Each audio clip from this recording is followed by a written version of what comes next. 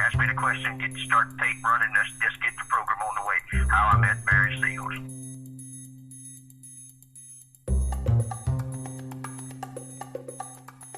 He reached over and shook my hand and said, my name's Barry Seals. And how do you do it? We introduced ourselves and we chatted a while.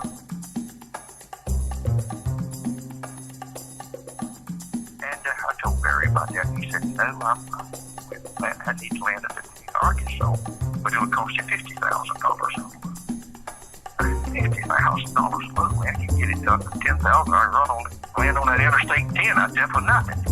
He said, no, man. He said, I cannot get coffee in Mena, Arkansas. Absolutely. 100% guaranteed I can.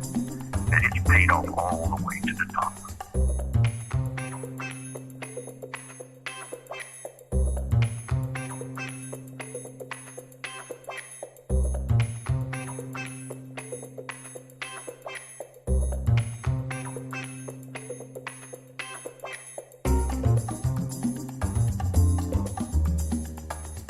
I could say that Barry flew in 1981 and 82 about 30 loads for me.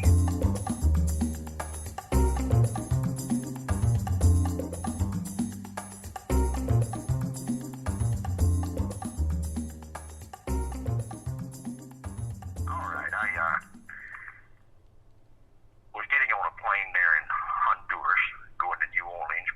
My family got there first, and I came with clothes that come from a cleaner's, and I got there late, and the plane was taking off and was going across the tarmac, and I ran out with those clothes on the tarmac. Then I saw my wife in the cockpit, and she told the pilot, and he put on the brakes, and I ran out, and he let the stairway out automatically halfway, and then he pulled it back in, started off again, and he laughed and let it on out, and I came on board with a big stack of clothes, and all the passengers, 160 of them, just clapped me coming on late like that. So I went on down the aisle to find my seat, and there was my daughter Miriam. She was 8 years old at the time, and she was sitting in the middle, and beside her was a man there about maybe 45 years old, and he was sitting by the window, and I looked at him, and I thought, oh boy, he had clear blue eyes, he's a handsome man. And I thought, he should have CIA stamped across his chest. He's down here advising those people that's fighting that little war against the Sandinista communist government. And I sit down in the seat in the aisle, and the plane took off. And as soon as it left the runway, the wheels came up with a thud. And we got up, I guess, about 5,000 feet. And then there was another little clump.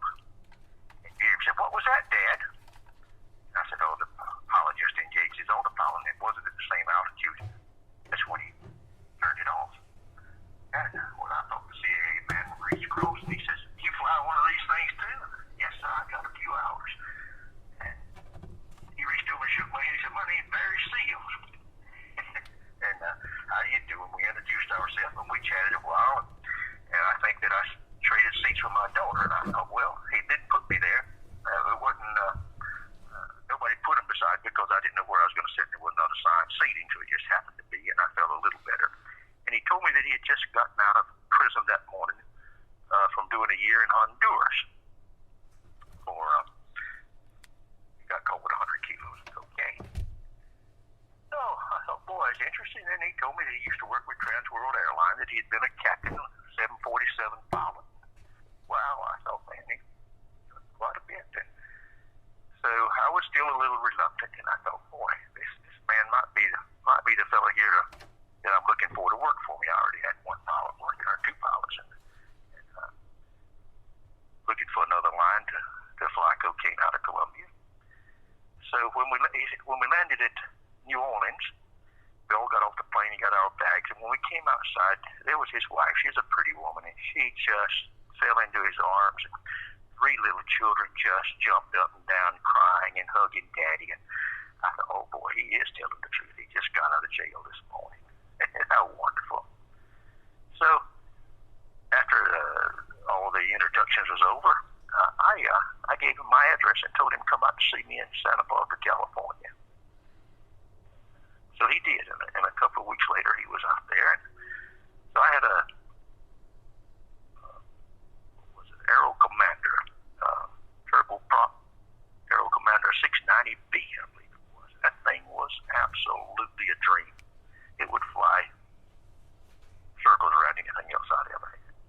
Anyway, so I went out to the airport with him after we had dinner and all. And we took it up for flight. We got up, I don't know, 5,000 or 10,000 feet, and he was flying. And he said, "You want me to do a few maneuvers in this?" And I said, "Yes, sir. Just show me what you got." Well, I shouldn't have told him that. He pushed the nose down and picked up about 400 miles an hour and did a loop or two and rolled it up and did an emerald and going the other way and did a tight spiral, and then he put it into what we call like a falling leaf. The only place I'd ever seen that was at an air show with Bob Hoover, the world champion, that did it. Boy, did that thing. He just put it on the runway and it stopped right there right where he wanted it to. And I thought, man, that fellow is an ace. So I told him what I had and told him I would give him $2,000 a kilo to fly cocaine, and the minimum each load would be 300 kilos. It might be more, but that would give him $600,000 for each load. And, he said he was ready to go. And I said, "Well, we need to tank this plane. I just bought it from a television station there in Los Angeles." And he says, "All right." Says, "I know just a place in Mena, Arkansas, where I got a fellow there that will put tanks in this plane, and he won't say anything about it." So I gave him $10,000, and he flew away with my airplane. And next time I saw him, I flew there to Baton Rouge to his house and met his wife and stayed there for a day or two of the weekend. Lovely person, and the plane was packed professionally. I mean, it looked good. And I just enjoyed